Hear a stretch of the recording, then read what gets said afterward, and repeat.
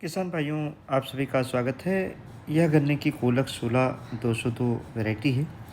अगर देखें तो नंबर ऑफ़ टेलर्स और मिलेबल केन इसमें काफ़ी अच्छे हैं।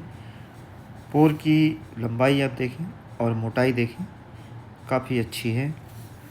इसके साथ साथ में इस वैरायटी का जर्मिनेशन जल्दी होता है।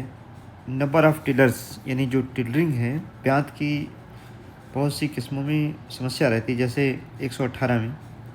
लेकिन इस किस्म की जो ब्यात है वो अपने आप होती है, कोई अलग से फर्टिलाइज़र या अलग से पेस्टिसाइड डालने की आवश्यकता इस गन्ने की किस्म में नहीं है।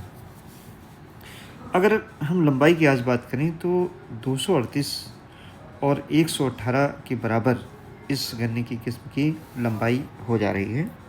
हाँ, गन्ना मोटा 238 से 118 से कम है, लेकिन चूँकि इसका गन्ना काफ़ी ठोस है, तो जितना हमें अंदाज़ा लगता है उससे ज़्यादा इसकी उपज निकलती है। अब इस वैरायटी में लागत कम है, वो हम इस तरीके से बता रहे हैं कि एक तो 238 में रेड रॉट लगता है, इस वैरायटी में बिल्कुल नहीं है। पोका Boeing, top borer, early shoot borer का इंसिडेंस 118-238 से काफ़ी कम है इस वैरायटी का। इसके साथ साथ में अगर हम देखें तो ज़्यादा टिल्डिंग के लिए हमें कोई अलग से फर्टिलाइज़र का प्रयोग इस वैरायटी में नहीं करना है।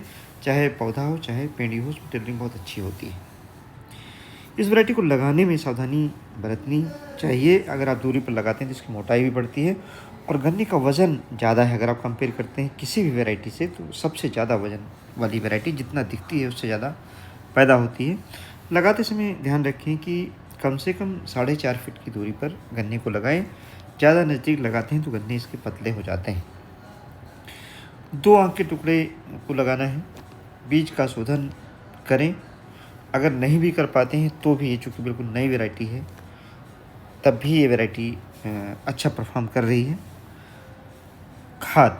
खाद में ये ध्यान रखें, गोबर की खाद 50 से 60 कुंटल एक एकड़ में ज़रूर डालें।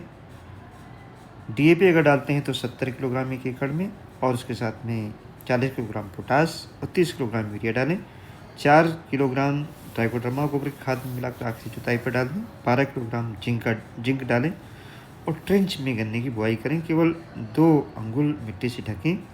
नमी ज़रूर बनाए रखें ताकि गन्ना सूखने ना पाए।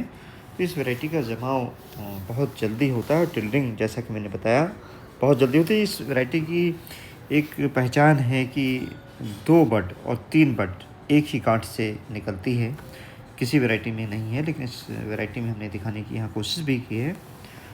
तो जर्मिनेशन और टिल्डिंग यानी नंबर ऑफ़ केन जो यील्ड के लिए सबसे ज़रूरी होता है, वो अपने आप इस गन्ने में होता है, इसका नेचर है। जबकि 118 में आपने देखा होगा टिल्डिंग के लिए काफ़ी किसानों को परेशानी होती है।